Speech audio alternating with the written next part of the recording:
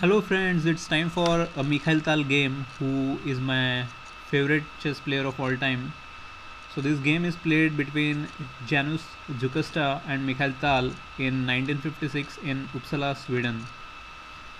Tal is playing with black pieces here, and Tal's specialty is that he creates beautiful combinations and shocks his opponents.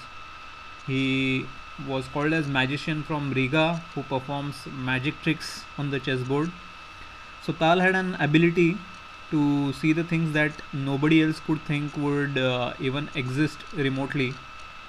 So Tal used to sit for a long time with a cigarette burning in his hand and calculate incredible amount of variations which aren't even easy to find with modern chess engines running in analysis mode.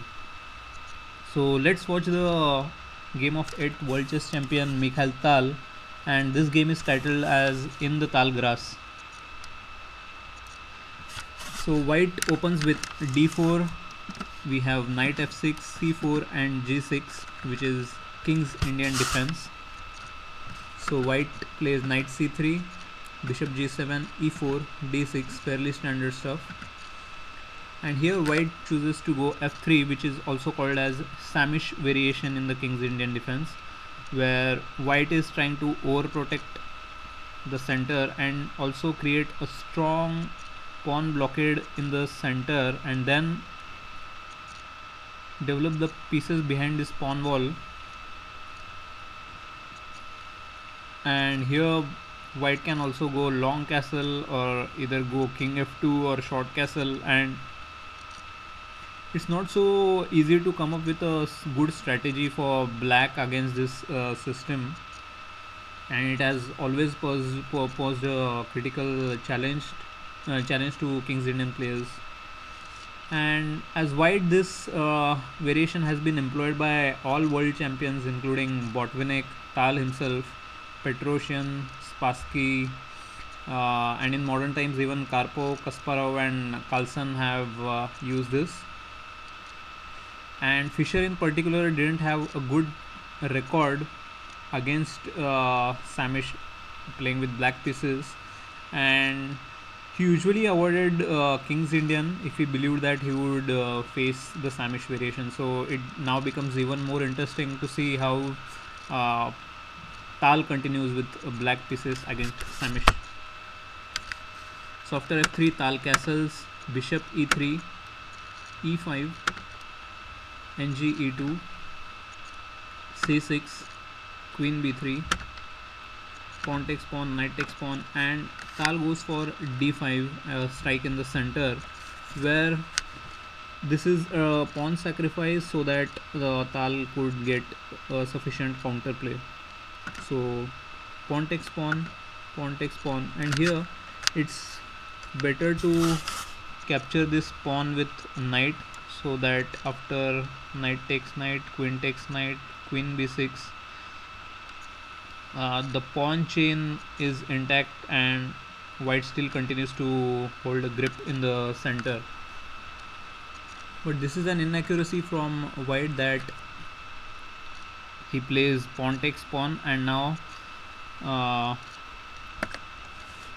the best move for black here is to just go rook e8. This is Indian's number one recommendation because it creates strong threats on the e file, and I believe Tal would have known this, but it's in Tal's style that he wants to create madness on the chessboard. So Tal doesn't like to play rook e8 in the blitz game, so he wants to complicate the things and instead goes for a knight c6, which is completely incredible move because it offers a full knight.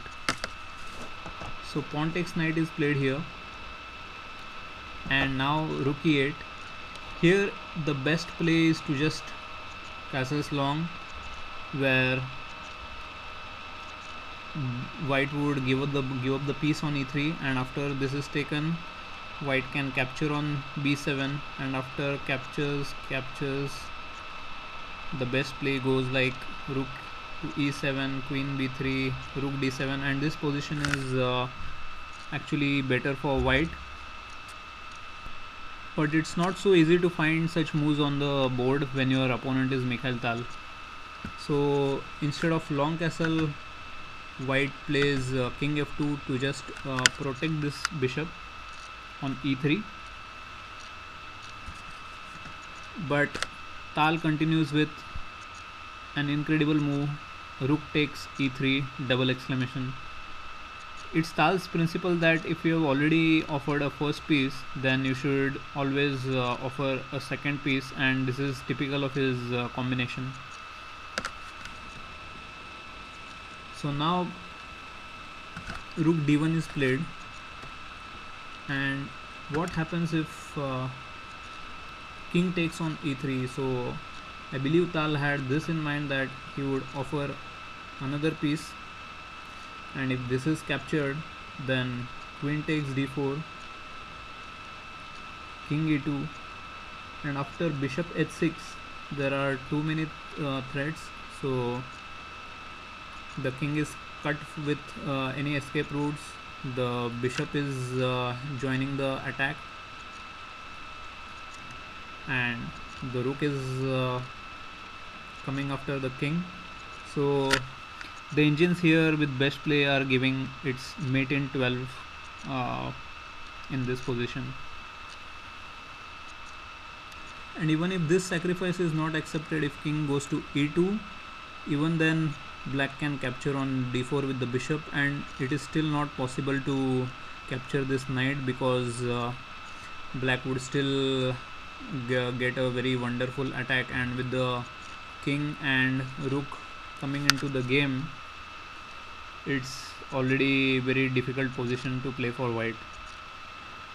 So instead rook d1 is played, and here comes another brilliancy from Tal, knight g4 check.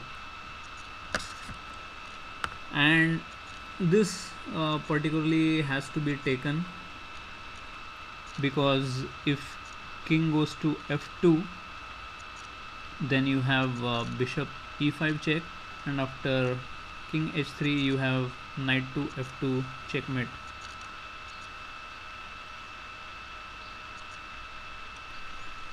So let's go back. So that's the reason this knight gets captured, and now after bishop d4 there are discovery attacks against the king after the rook moves. So white captures the bishop, and after queen takes d4, the only better move is to either play queen d5 or queen a4 to create a attack on the queen post discovery. But here Mikhail Tal plays a beautiful rook e2 check, and after king e2 plays bishop g4, and after king e1 rook e8 check, and after bishop e2 Tal finishes off with style by playing rook takes e2. Now if the king moves, then it's a mate in 1, queen f2 is met. So this has to be taken, but after this gets taken, black can simply recapture the queen. So it was in this position, after rook takes a2, white resigned the game, and it was a very beautiful miniature game of just 20 moves, where Tal created absolute madness on the chessboard, and it was a really wonderful, timeless game. It's a game for the ages. So I hope you enjoyed this video. So thank you, and God bless you all.